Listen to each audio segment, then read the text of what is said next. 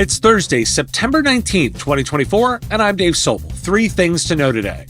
As Slack, T-Mobile, and Adobe launch AI agents, LinkedIn's data practices highlight some growing trust issues.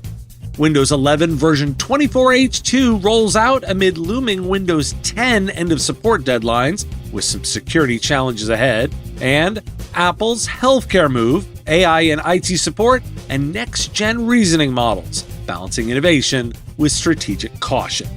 This is the business of tech. And it's not just Salesforce releasing AI agents this week. Slack is introducing AI agents from various partners, including Salesforce, Asana, Adobe, and others, to enhance user workflows.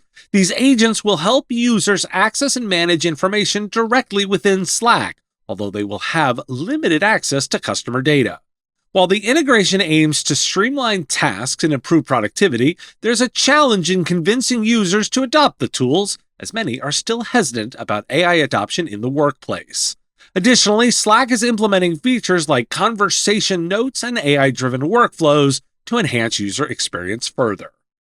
T-Mobile has partnered with OpenAI to create a new AI-powered customer service platform called IntentCX, which aims to enhance customer interactions by analyzing call transcripts and identifying pain points. The initiative, part of a multi-year collaboration, will utilize OpenAI's technology and is set to begin implementation next year. Both companies plan to develop additional AI tools with a focus on personalization and improving customer journeys. Adobe is set to launch a new video model for its Firefly AI platform, enabling users to create short videos on demand through text-to-video and image-to-video features. The model emphasizes commercial safety by using only public domain or licensed content.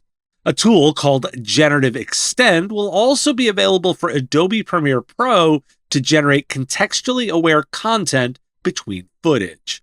The official release date is yet to be announced, but users can sign up for notifications on Adobe's website. And what about all this training data? LinkedIn has opted users into training generative AI models using their data without prior consent as part of a new privacy policy. Users can opt out via account settings, but this does not affect data already used for training. LinkedIn claims to use privacy-enhancing technologies to protect personal data and does not train models on users from the EU, EEA, or Switzerland. This move follows Meta's recent admission of similar practices. Why do we care? Providers can position themselves as key players in the integration and ethical use of AI, helping clients navigate these new tools effectively. But they must also be prepared to address the growing scrutiny around data privacy and the potential for AI to disrupt traditional workflows in ways that aren't always positive.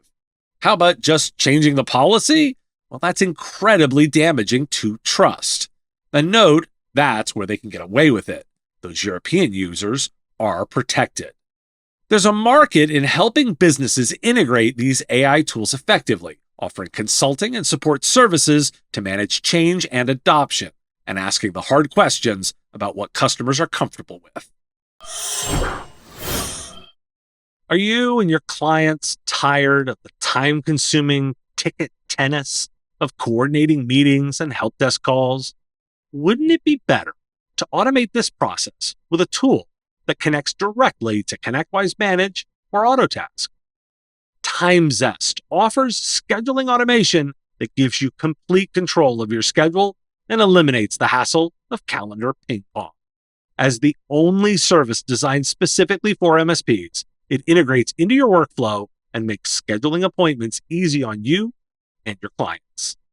Plus, you can try TimeZest for free. Visit timezest.com/MSPradio and use the code MSPradio to get 10% off your first year of TimeZest. Microsoft will begin rolling out Windows 11 version 24H2 to customers in October 2024, following a preview release on September 24th. The rollout will occur in 2 milestones, with the first milestone starting in June.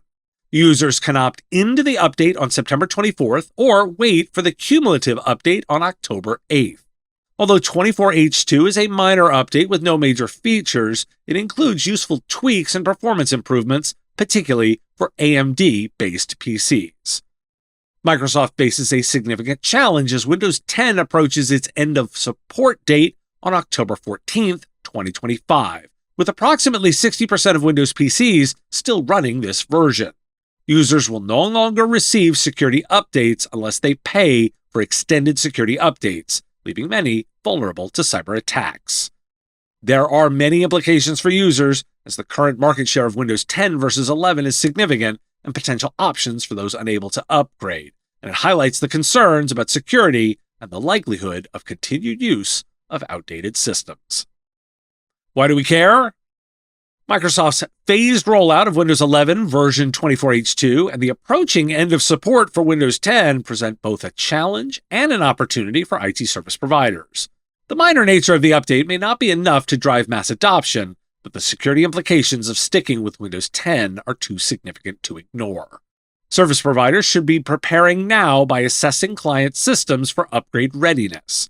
This might include auditing hardware compatibility with Windows 11, planning phased rollouts to minimize disruption, and ensuring that all applications and services are fully compatible with the new OS. And don't want to do this work? Your distributor does. It's time to get into some big ideas. I've mentioned Apple's move into healthcare with making the AirPods Pro 2 into hearing aids with a software update. Matt Stoller of Big walks through the history. The development stems from a 2017 congressional act that allowed over-the-counter hearing aids, aiming to break up a market dominated by a few firms and reduce costs. Previously, hearing aids were expensive, costing $3,000 to $5,000 per ear, partly due to FDA regulations requiring prescriptions. The market was controlled by 6 major firms that integrated vertically, managing insurance plans and owning networks of audiologists. The Over-the-Counter Hearing Aid Act, led by Senators Elizabeth Warren and Chuck Grassley and signed by President Trump, mandated the FDA to allow hearing aids without prescriptions. However, the FDA initially delayed implementation until pressured by the Biden administration. The regulatory change opened up the market, allowing companies like Apple to innovate. TechNative asks, how will AI change the future of IT support? AI is set to transform IT support by enhancing efficiency rather than replacing human roles. It addresses challenges like skills gaps and rapid tech changes by automating routine tasks and providing smart assistance. Successful implementation requires focusing on tasks suited for AI, training staff on new tools, and ensuring human oversight to maintain service quality. Companies that effectively integrate AI will likely achieve higher customer satisfaction and operational efficiency. Tanay Jaipura with another great article highlighting how the cost of intelligence in AI is rapidly decreasing, with GPT-4 equivalent intelligence dropping 240 times in 18 months.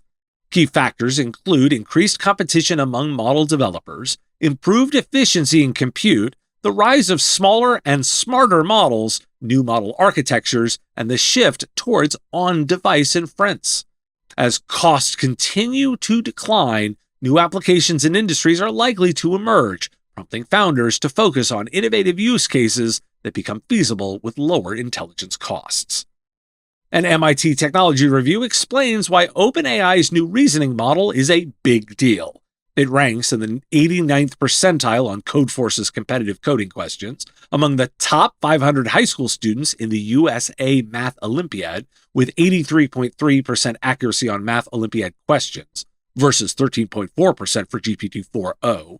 It has a 78% accuracy on PhD-level questions, versus 69.7% from human experts and 56.1% from GPT-4o. The model uses chain-of-thought reasoning, potentially making it valuable for fields like drug discovery, material science, and physics. However, comparisons to human-level skills should be approached cautiously, and measuring true reasoning ability remains challenging. Why do we care? Just a note, my own doctor wasn't aware of the Apple moves into healthcare and considered it a big deal. Pass that one on. Whether it's integrating consumer tech into healthcare, deploying AI to enhance IT support, or leveraging next-generation reasoning models, the key is to maintain a strategic approach, balancing innovation with caution and ensuring that new technologies are implemented thoughtfully and responsibly. Today's episode is supported by Huntress. You want to focus on your clients and are always looking for ways to get more time. Use Huntress's fully managed cybersecurity platform to fight off cyber threats. Huntress is more than cybersecurity software for endpoints and identities. It's a 24/7 security operations center. It's security awareness training, community engagement, and dedicated partner support with an average CSAT score of 99.3%. Technology can only get you so far. Human expertise is what's needed to truly elevate and protect small businesses, and you get that with Huntress. Secure your clients and help them thrive with the #1 rated EDR for SMBs on G2. Visit huntress.com/MSP Radio to find out more. Thanks for listening. Today, Talk Like a Pirate Day. Arr! Tomorrow, the live show with Jay McBain from Canalys will drop into your feed. On Sunday, you'll have my interview with Ori Raphael about lakehouses and the new approach to data management and its implications. Arr! Have a question you want answered? We're taking listener questions. Send them, ideally as a voice memo or video, to question@mspradio.com. If you got a thought or a comment on a story, put it in the comments if you're on YouTube, or reach out on LinkedIn if you're listening to the podcast. And the #1 thing you can do, share it with a colleague or friend, and make sure you're subscribed or followed on your favorite platform. Have a great weekend, and I will talk to you again on Monday. Arr! The Business of Tech is written and produced by me, Dave Sobel, under ethics guidelines posted at businessof.tech. If you like the content, please make sure to hit that like button, follow, or subscribe. It's free and easy and the best way to support the show and help us grow. You can also check out our Patreon, where you can join the Business of Tech community at patreon.com/MSP Radio, or buy our Why Do We Care merch at businessof.tech. Finally, if you're interested in advertising on the show, visit mspradio.com/engage. Once again, thanks for listening to me, and I will talk to you again on our next episode of The Business of Tech. Part of the MSP Radio Network.